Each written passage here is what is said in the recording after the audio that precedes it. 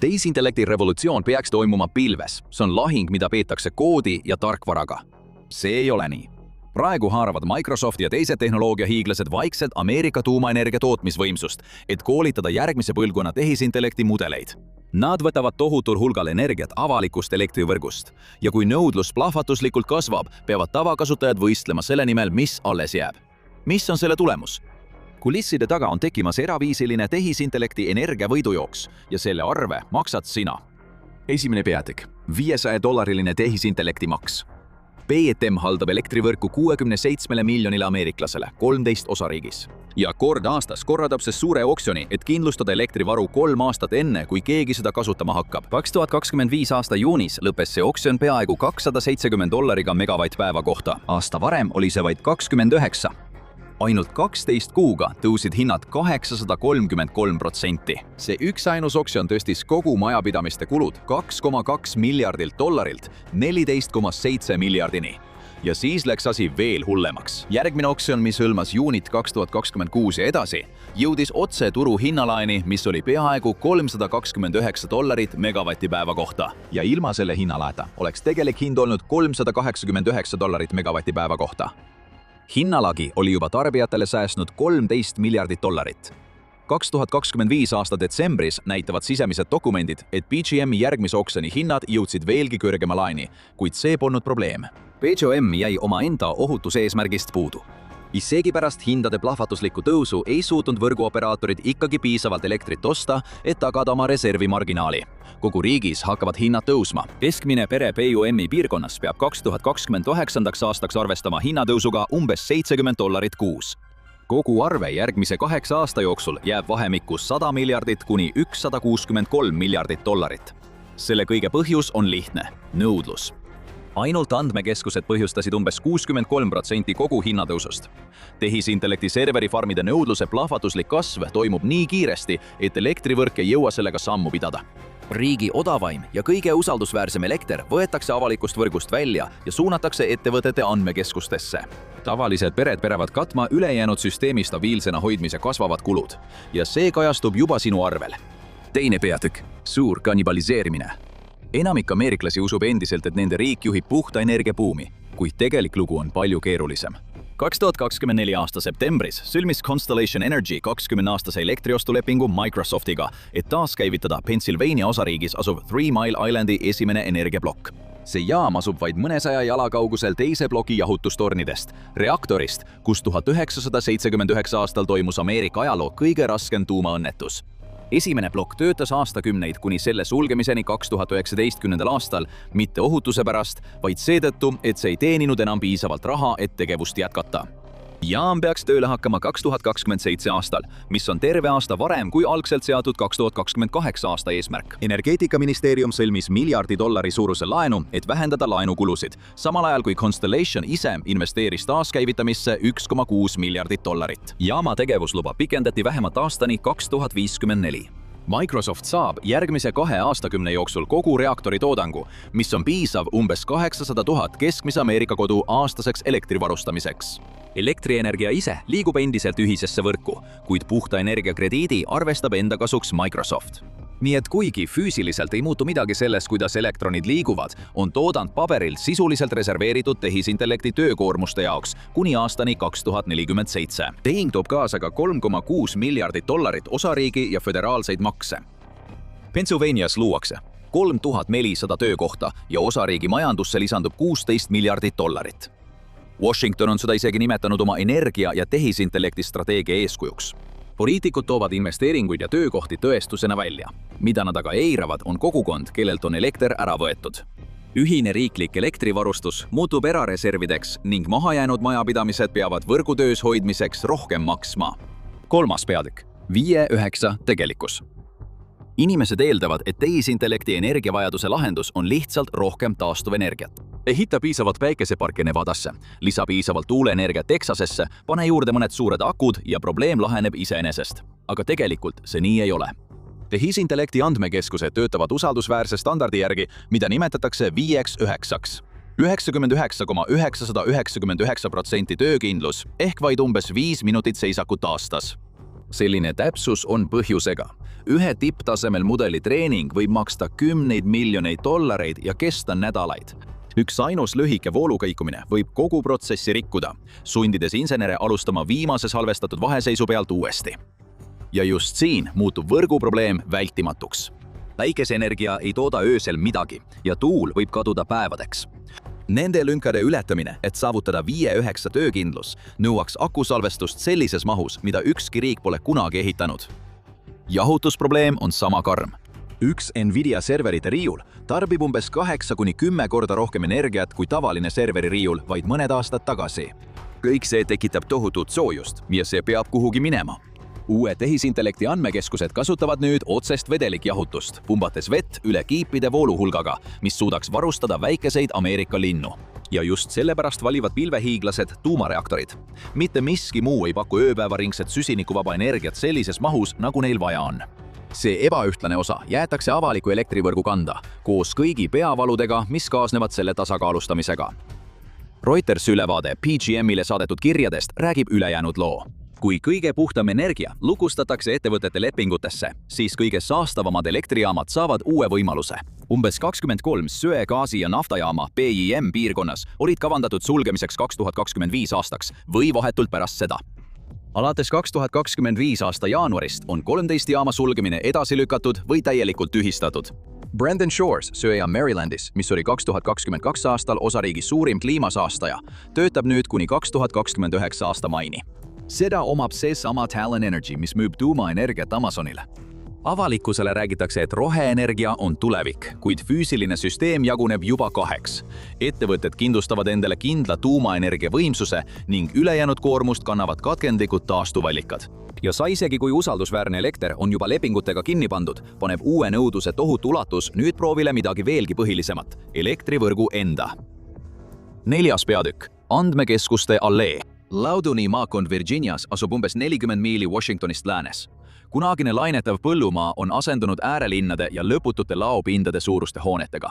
See piirkond haldab nüüd umbes 25% kogu Põhja-Ameerika internetiliiklusest. Kohalikud kutsuvad seda andmekeskuste alleeks ja selle keskmes on sihtnumber 20147, mis on interneti jaoks kõige lähedasem asi füüsilisele ajule. Riigis on nüüd umbes 200 andmekeskuse hoonet ja veel 117 on arendamisel. Iga uus projekt lisab elektrivõrgule rohkem survet. Enamik uusi kampuse ettepanekuid taotleb piisavalt elektrit, et varustada tervet riiki, umbes sama palju kui 150 000 Ameerika majapidamist. Üks kampus, üks ettevõte, mõnikord isegi ainult üks klient. Koormuse kandmiseks ehitab Dominion Energy tohutuid uusi ülekandeliine, et tuua elektrit Loudouni maakonna andmekeskuste piirkonda. Üks suurimaid ettepanekuid Goldenist Marsini kulgev liin lõikaks 22 miili pikkuse tee läbi elamurajoonide, koolide ja põllumaade.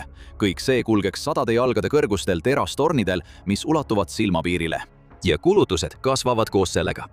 Dominioni investeerimisplaan aastateks 2025 kuni 2029 on tõusnud 50,1 miljardi dollarini. Kuid kulud ei jää kohalikuks. See jaotub kogu piirkondlikule elektrivõrgule, kokku 13 osariiki. Nii aitavad majapidamised, mis asuvad Virginiast kaugel, maksta infrastruktuuri eest, mis ehitatakse andmekeskuste teenindamiseks, millega nad ise ei pruugi kunagi kokku puutuda. Virginia enda seadusandlik auditi- ja järelevalvekomisjon viis läbi vastavad arvutused. Need ütlesid, et osariik vajaks täiesti uut 1,5 gigavatist maagaasi elektrijaama iga 2 aasta tagant 15 järjestikuse aasta jooksul ainult selleks, et rahuldada andmekeskuste nõudlust. Need kulud on peidetud kommunaalarvetesse ja hulgitulutasudesse, mida enamik kliente kunagi otseselt ei näe. Ja surve ei tule ainult elektriliinidest. See tuleb ka sellest, mis on nende külge ühendatud. 5. peatükk – tõhususe lõks. Nvidia Blackwelli platvorm on hetkel tippklassi tehisintellekti kiip, mis jõuab andmekeskustesse aastatel 2025 ja 2026. Süsteemi tasandil kasutab see ühe järeldustokeni kohta kuni 25 korda vähem energiat kui eelmine põlvkond. See peaks kogu probleemi lahendama, kuid tegelikult ei lahenda. Andmekeskuste ülemaailmne elektrinõudlus on siiski prognooside kohaselt aastaks 2030 enam kui 2-kordistumas. Rahvusvahelise energiaagentuuri põhiskenaariumi kohaselt ulatub ülemaailmne kasutus selleks ajaks umbes 945 teravatt-tunnini, võrreldes 2024 aasta 415 teravatt-tunniga. See on veidi rohkem kui kogu Jaapani aastane elektritarbimine. Aastaks 2035 tõuseb sama prognoosi kohaselt tarbimine 1200 teravatt-tunnini. Ainuüksi Ameerika Ühendriikides võivad andmekeskused tarbida rohkem elektrit kui kogu rasketööstus kokku. Teras, tsement, kemikaalid ja alumiinium kokku. 2024 aasta Lawrence Berkeley riikliku laboratooriumi raporti kohaselt moodustasid USA andmekeskused 2023 aastal 4,4% kogu elektritarbimisest. Juba mõne aasta jooksul võib see peaaegu kahekordistuda või isegi kolmekordistuda, sõltuvalt sellest, kui kiiresti nõudlus kasvab. Lihtsalt väljendatuna võib elektritarbimine 5 aasta jooksul tõusta 176 teravatt-tunnilt kuni 580 teravatt-tunnini. Kuidas siis saavad need mõlemad asjad korraga juhtuda? Tõhusus paraneb, kuid kogu tarbimine ikkagi plahvatab. See küsimus ei ole uus.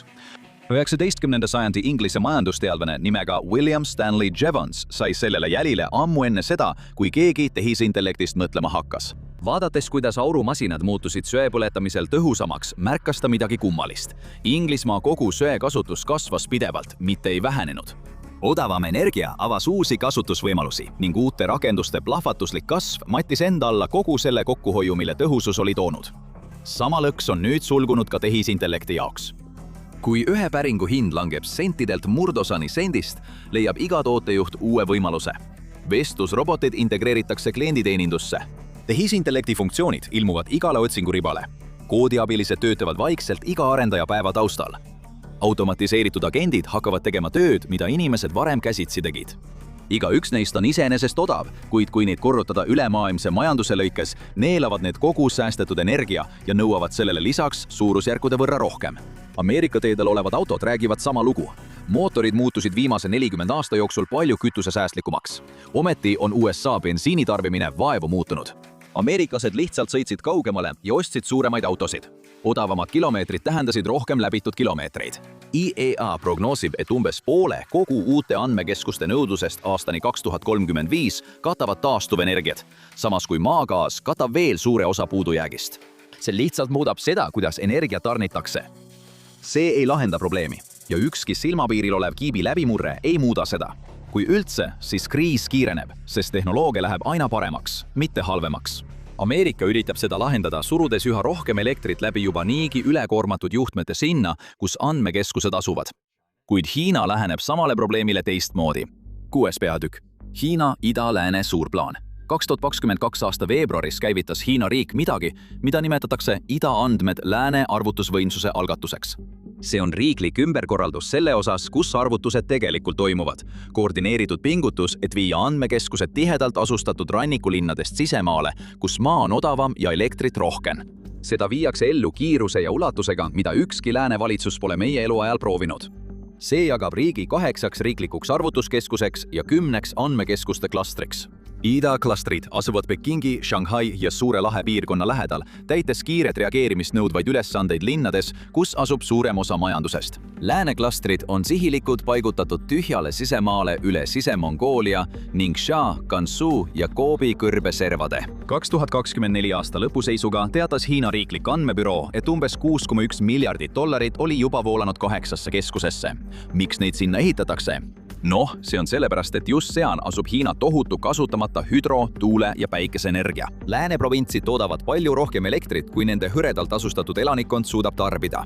Ülejääk läks varem ajalooliselt raisku, sest selle ida poole saatmine oli raiskav ja kallis. Riigi lahendus polnud rohkem ülekandeliine ehitada. Selle asemel liigutati nõudlus.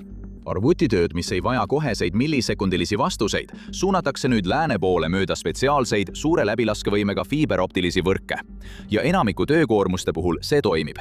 Idapoolsete linnade ja läänepoolsete andmekeskuste vaheline latentsus vastab juba Hiina 20 millisekundi eesmärgile tavapärase arvutustöö jaoks. Selle tulemuseks on interneti füüsiline ümberkujundamine. Andmesaalid ehitatakse otse riigi odavaima ja kõige rikkalikuma elektriressursi peale. Sellistes kohtades nagu Sise-Mongoolia, Ulaanbaatari klaster on see strateegia juba meelitanud ligi 10 gigavatti planeeritud andmekeskuste projekte ettevõtetelt nagu 21 VNet, Huawei ja ByteDance. Uued rajatised riiklikes keskustes peavad saavutama energiakasutuse näitaja 1,2 või madalam, kusjuures mõned uued hooned jõuavad isegi 1,04 nii võrreldes maailma keskmisega, mis on pigem pooleteise lähedal. Hiina andmekeskuste üldine energiatarbimine prognoositakse kasvavat aastatel 2025 kuni 2030 igal aastal 19%, mis on kiirem kui üheski teises suuremas majanduses. Kui sa ei suuda elektrit tõhusalt arvutiteni viia, siis viid arvutid elektri juurde. Kui Ameerika Ühendriigid lasevad ettevõtetel tuumaelektrijaamu erastada reaktor haaval, siis Hiina käsitleb energiat ja andmetöötlust kui ühtset riiklikku vara. Geograafia ise kõrvaldab ülekande kitsaskohad, mis halvavad Ameerika süsteemi, ja Hiinas ei ole Laudoni maakonna probleemi. Ameerika jagab oma elektrisüsteemi eraviisiliselt kontrollitavateks tsoonideks, mis on üles ehitatud üksikute ettevõtete nõudluskeskuste ümber, mitte ühisele võrgule. Hiina teeb vastupidist. See kujundab ümber geograafiat ennast, nii et pakkumine ja nõudlus oleksid üksteisele lähemal. Ameerika vastus kõigele sellele on erapõhine, kallis ja peaaegu nähtamatu. 7. peatükk. SMR Mirage. Aastatel 2024 ja 2025 hakkasid Ameerika tehnoloogia suurimad nimed investeerima raha uue tüüpi tuumajaamadesse, mida nimetatakse väikesteks moodulreaktoriteks ehk SMR-ideks. Need on väiksemad kui traditsioonilised reaktorid. Ehitatakse tehastes, transporditakse osadena ja pannakse koha peal kokku. Iga üksus toodab tavaliselt 50 kuni 300 megavatti. Neid saab laiendada, lisades mooduleid, selle asemel, et panustada kõik ühele mitme miljardi dollari suurusele megaprojektile. Amazon juhtis seda algatust, investeerides $500 miljonit ettevõttesse X-Energy, mis arendab kõrge temperatuuriga gaasjahutusega reaktoreid. Plaani kohaselt avatakse aastaks 2039 üle 5 gigavati uue tuumaenergia võimsust, mis on piisav umbes 3,8 miljoni kodu varustamiseks elektriga. Esimene projekt Cascade Advanced Energy Facility Washingtoni osariigis on kavandatud nii, et sinna paigutatakse 12 reaktormoodulit 3 suuremasse plokki, kokku 960 megavatti ning kogu rajatis mahub vaid mõne linnakvartali suurusele alale. Google sõlmis pikaajalise lepingu Kairos Poweriga, et tuua järgmise 10 jooksul käiku uue põlvkonna tuumaelektrijaamad. Esimene projekt, Hermes 2 Tennessee osariigis, hakkab andma elektrit piirkondlikku võrku, kuid selle tegelik eesmärk on sisuliselt juba ette määratud Google'i andmekeskustele. See on ka esimene kord, kui USA energiaettevõte on sõlminud lepingu, mis on otseselt seotud täiustatud reaktori disainiga, mitte traditsioonilise jaamaga. Meta järgnes samale teele, alustades läbirääkimisi mitme gigavati tuumaenergia võimsuse üle. Equinix, mis haldab suurt osa maailma andmekeskuste infrastruktuurist, sõlmis lepingu Okloga. Järgmisena tuli Prometheus Hyperscale. Ja igaüks neist reaktoritest on kavandatud nii, et need ühendatakse otse nendele kampustele või varustavad neid elektriga otse mõõturitaguste lahenduste kaudu. See tähendab, et elekter liigub generaatoritest otse kliendini läbi eraliinide ning ühist elektrivõrku ei kasutata üldse. Enamik tariife ja reegleid, mis kehtivad võrku ühendatud elektrile, ei kehti siin samuti. Ja need reaktorid on ettevõtete erakasutuseks mõeldud eraelektrijaamad. Avalikkus jäetakse kõrvale juba kavandamise etapis. Suurem osa 20. sajandist tuli Ameerika tuumaenergia riiklike laborite, föderaalselt rahastatud teadustöö ja tariifidega reguleeritud kommunaaltettevõtete kaudu, mis allusid osariikide komisjonidele. Hüved jõudsid, ehkki mitte täiuslikult, tavaliste peredeni. Suurimat tuumaenergia arendust 2 põlvkonna jooksul rahastavad nüüd 3 ettevõtet ning see on ehitatud nende ainuotstarbeliseks kasutuseks ja kujundatud jääma avalikust süsteemist väljapoole. Tehnoloogiaettevõte ei ole enam lihtsalt tehnoloogiaettevõte. 8. peatükk. Suveräänne tehnoloogiaettevõte. Microsoft, Amazon ja Google ei ole enam tarkvaraettevõtted, kellel lihtsalt juhtus olema pilveteenuste osakond. Selle asemel on neist saanud planeedi suurimad reguleerimata energiaostjad. Amazoni tehing Talon Energy Susquehanna tuumajaamas Pennsylvanias näitab, kui keeruliseks asi muutub, kui eraliinid põrkuvad avalike reeglitega. 2024 aasta märtsis ostis Amazon Web Services andmekeskuse kompleksi Susquehanna jaama kõrvale $650 miljonit eest. Nad plaanivad suurendada kohapealset energiatarbimist ning see varustatakse otse reaktorist spetsiaalsete liinide kaudu. FERC valmistas juba 2015 aastal ette eravõrguühenduse Susquehanna ja lähedal asuva andmekeskuse vahel, võimaldades elektril voolata otse ühele kliendile. Kui seda ühendust hiljem laiendati, avaldasid kommunaalettevõtted tugevat vastupanu. Nende argument ei olnud tehniline.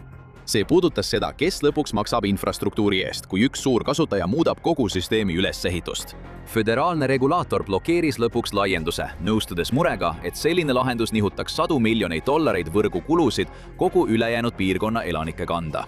Isegi pärast seda otsust ei lõppenud võitlus. See liikus kohtusse, samal ajal kui algne eravõrguühendus töötab taustal edasi. See võitlus lõi reeglistiku pärani lahti. Sama lahendust kopeeritakse nüüd üle kogu riigi, hoolimata kõigest. Iga tehing tundub eraldi võttes mõistlik, kuid kokkupanduna ei vasta neist ükski valijatele. Vana kommunaalsüsteem oli üles ehitatud nii, et kõik saaksid elektrit. Kommunaalettevõtted pidid vastutama regulaatorite ees, et hoida elektrivõrk töös kogu kogukonna jaoks, mitte ainult oma suurimate klientide jaoks. Uued energiamajanduse võtmetegijad tegutsevad hoopis teiste reeglite järgi. Nende ülesanne on võita tehisintellekti võidujooks ja energiasüsteem hakkab selle eesmärgi ümber korralduma. Peaaegu keegi ei ole selle poolt hääletanud. Ei olnud mingit kongressi arutelu ega riiklikku plaani, vaid ainult rida eratehinguid, mis kuulutati välja ettevõtete pressiteadete kaudu. Pennsylvania kuberner Josh Shapiro kirjutas PETM-ile kirju, aidates võrguühenduse menetlust kiirendada. Iga valitsustasand on rattaid õlitanud. Keegi neist pole küsinud, kelle jaoks see elekter on, kes seda kasutama hakkab või kes maksab, kui arve tuleb tasuda. Jagatud süsteem jagatakse korporatiivseteks territooriumiteks ja enamik ameeriklasi ei saa veel aru, et see muutus on juba toimunud. 9. peatükk. Arvete õiendamine. Hiina on mõistnud midagi, mida Ameerika pole siiani omaks võtnud. 2 süsteemi võistlevad nüüd tehisintellekti tuleviku nimel ja nad ei mängi sama mängu. Ühel pool on Hiina süsteem, koordineeritud riiklik ülesehitus, mis põhineb 8 keskusel ja 10 massiivsel arvutuskeskusel, kus andmekeskused asuvad otse riigi odavaima ja kõige rikkalikuma energiaallika kõrval.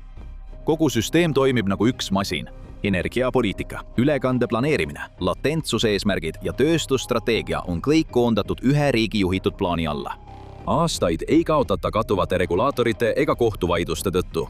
Kui Peking otsustab ehitada, siis süsteem liigub edasi. Teisel pool on Ameerika paralleelvõrk, eratuumaenergiavõrk hüperskaala ettevõtetele, mis asub laguneva avaliku võrgu kõrval.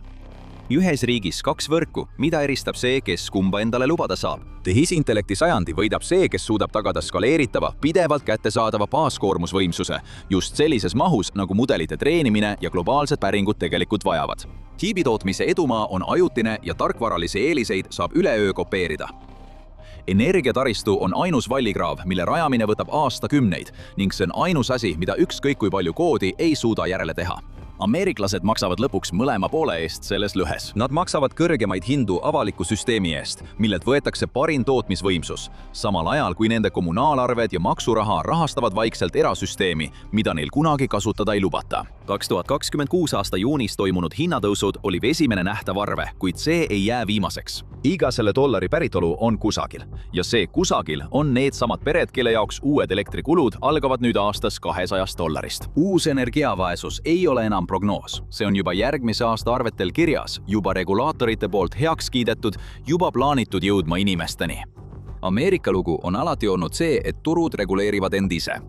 Et konkurents langetab hindu ja innovatsioon parandab kõigi olukorda. See lugu töötab siis, kui tingimused on enam-vähem võrdsed. See laguneb, kui üks ja sama käputäis ettevõtteid omab nii väljakut, staadioni kui ka valgusteid ja elektrit, mis neid valgustab. Hiina ehitas ühe riikliku vara. Ameerika valis 2 võrku, ühe tuleviku jaoks ja teise ülejäänutele.